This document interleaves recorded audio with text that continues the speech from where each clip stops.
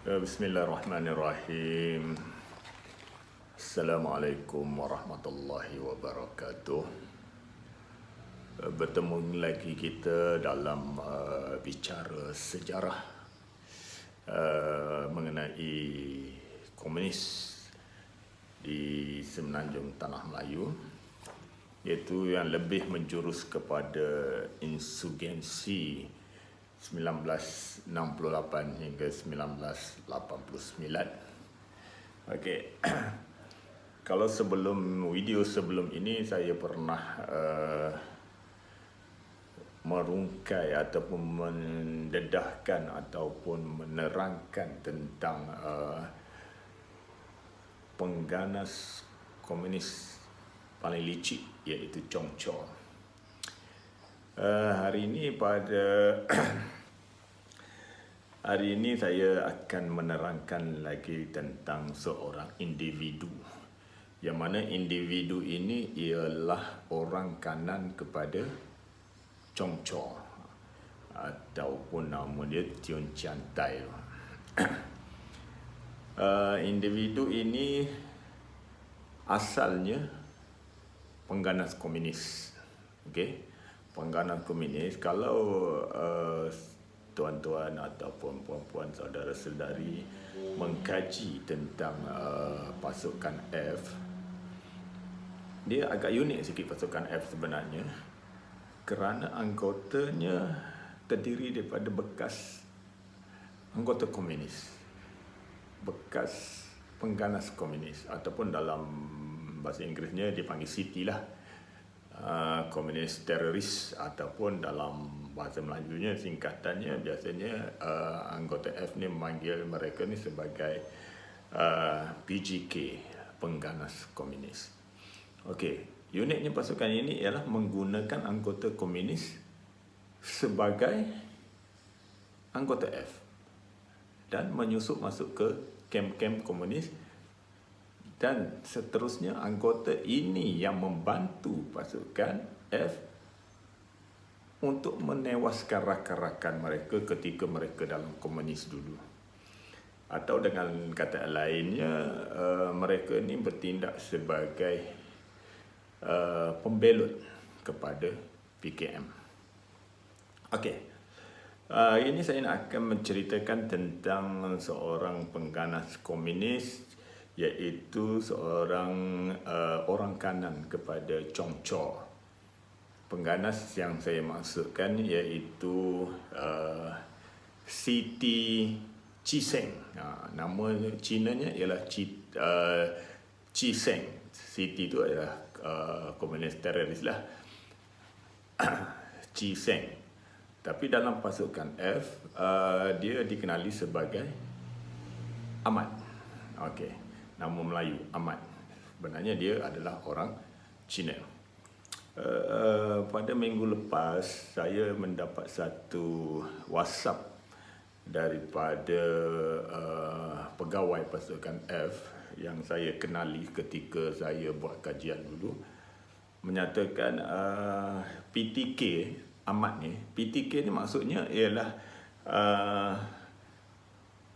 pegawai tugas khas. Apabila diserap masuk dalam pasukan F, mereka ini dikenali sebagai PTK. Yang tadi saya sebut ni PGK. PGK itu adalah pengganas komunis. Ini adalah PTK, yang dikenali sebagai pasukan ataupun pegawai tugas khas, ataupun dalam bahasa Inggerisnya disebutkan juga sebagai SDO, Special Duty Officer. Okey. Pada minggu lepas saya mendapat WhatsApp daripada Tuan Kenny ataupun Kamarudin Hashim, dan juga dari Tuan Chief Inspector Kalam Suhaimi. Okey. Dululah Chief Inspector, sekarang dah besar dah. Saya mengenali mereka pun ketika saya membuat kajian pasukan F ni lah. Saya mendapat WhatsApp mengatakan PTK Ahmad telah meninggal dunia. Jadi satu yang kerugian pada kami sebagai pengkaji sejarah ni, satu kerugian kerana sejarah-sejarah mengenai keterlibatan mereka dalam pasukan keselamatan ini belum lagi dirungkai. Tak sempat nak dirungkai kerana pasukan ini sebelum ni dirahsiakan, maka tidak ada kajian ataupun temu-bual yang sempat dibuat ketika hayatnya. Okey, berbalik kepada PTK Ahmad ataupun Ciseng tadi. Okey, beliau merupakan anggota Sikh Assault Unit ataupun pasukan penggempur ke-6 yang diketuai oleh Chong Chaw. Okay, dia merupakan seorang anggota kanan Sikh Assault Unit tadi, orang kanan kepada Chong Chaw. Dia sama-sama menyusup masuk daripada selatan Thailand ke semenanjung Tanah Melayu dan melakukan beberapa gerakan-gerakan anti-nasional di semenanjung Tanah Melayu pada ketika itu. Okey, dia ni seorang yang dalam komunis, dia seorang yang licik, seorang yang berani dan seorang yang berkemahiran tinggi dalam seluk beluk hutan. Jadi tak tak mustahil lah kalau Chong Chaw mengambil dia sebagai orang kanan.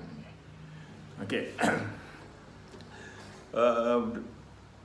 Ciseng ni pun beberapa kali dapat meloloskan diri dan menggagalkan usaha pasukan keselamatan dalam usaha memburu Chong Chaw ataupun pengganas komunis.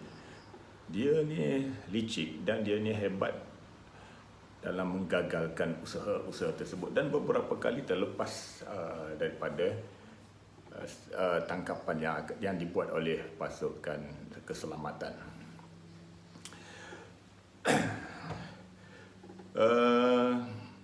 Dia ni seorang yang teliti dalam membuat kerja. Kalau mengikut daripada temu bual saya dengan anggota-anggota F dan pegawai-pegawai F, beliau mengatakan Ciseng ni seorang yang amat teliti dan pakar dalam pergerakan ketika di hutan lah. Okey, ketika operasi Kelah, detik penangkapannya bermula ketika operasi Kelah. Operasi Kelah sebagaimana yang kita ketahui dan saya pernah ceritakan sebelum ini, untuk menggagalkan pertemuan antara pasukan Assault Unit ke-16 dari Betong, Thailand akan membuat pertemuan dengan Sikh Assault Unit ataupun pasukan penggempur ke-6. Penggempur ke-16 dari Thailand datang ke Kuala Lipis adalah untuk bertemu dengan penggempur ke-6. Dan pertemuan ini bukan pertemuan yang biasa-biasa. Pertemuan ini adalah untuk membekalkan senjata dan alat komunikasi bagi memantapkan lagi pasukan ke-6 ni. Jadi daripada situ Chong Chaw telah menghantar Ahmad dan sama rakannya bernama Thompson. Okey, tapi sebelum itu pasukan F ni telah berjaya menangkap ke-10 ataupun 10 orang ahli unit penggempur ke-16 melalui satu sekatan jalan raya dan berjaya ditangkap. Ketuanya, termasuklah ketuanya sekali, dikenali sebagai DCM Siti Achor.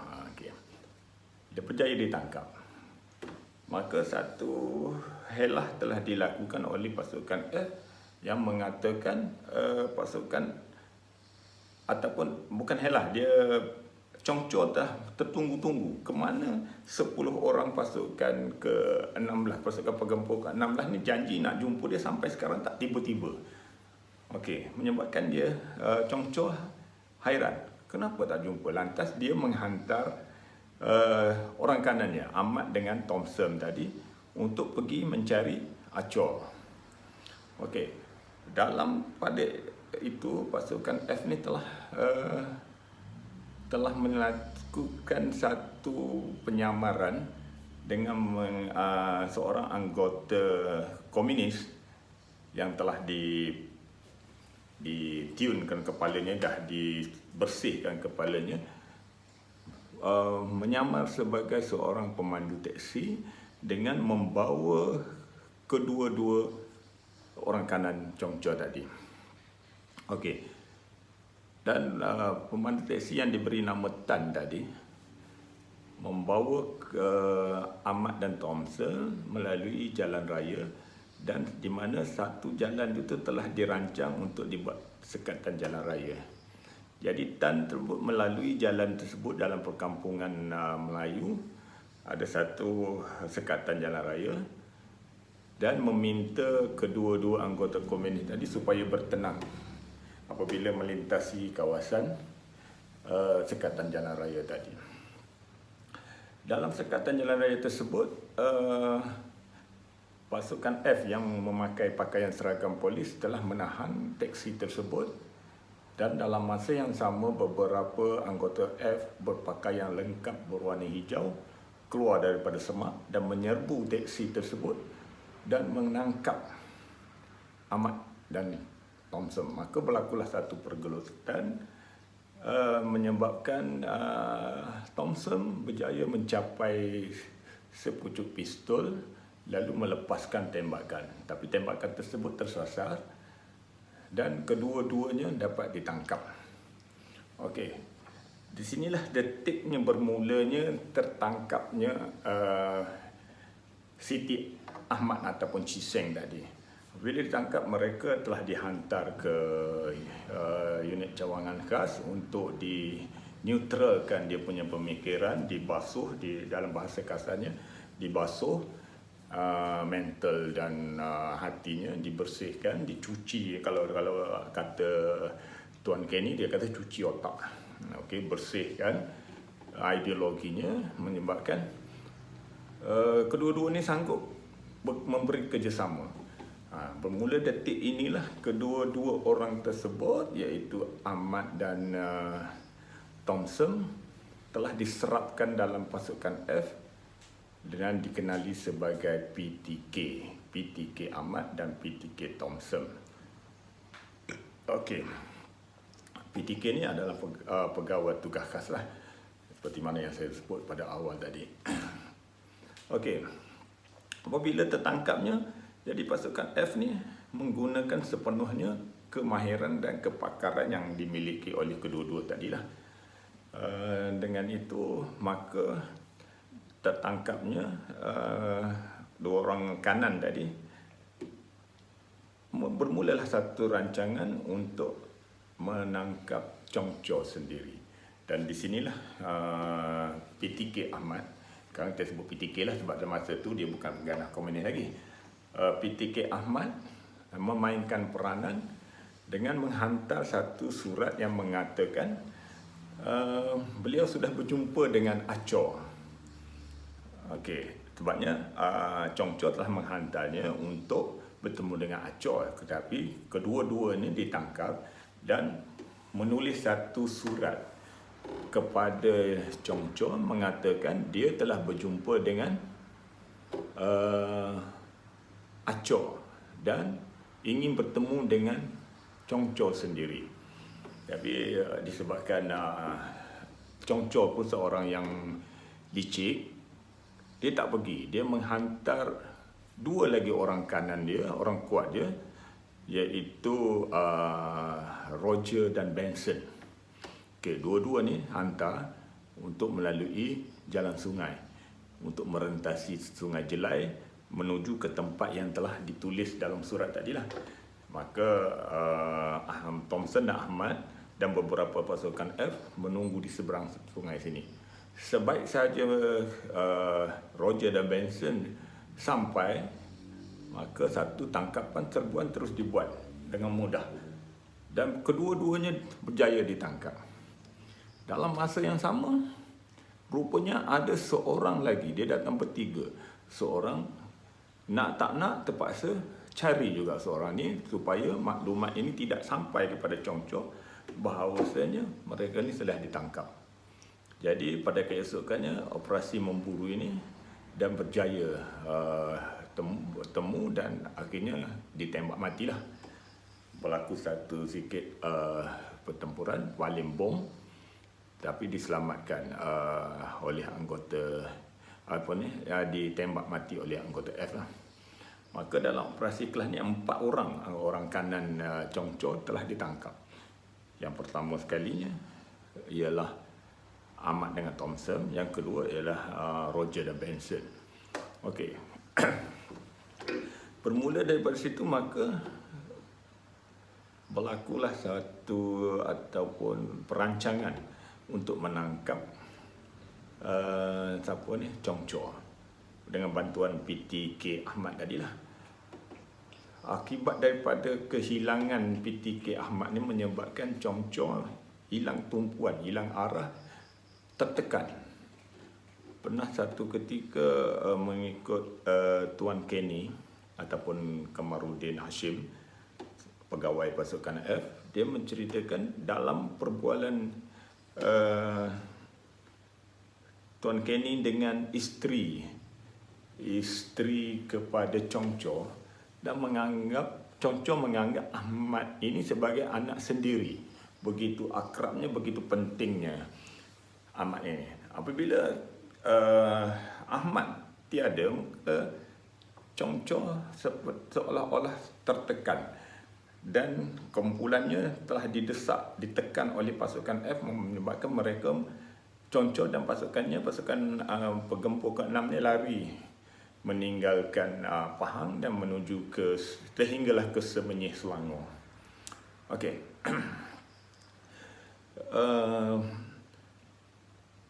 Tindakan berterusan dilakukan untuk menangkap Chong Chor tadi. Chong Chor saya dah cerita dah sebenarnya. Sehinggalah berlakunya operasi Talung pada tahun 1988 akibat daripada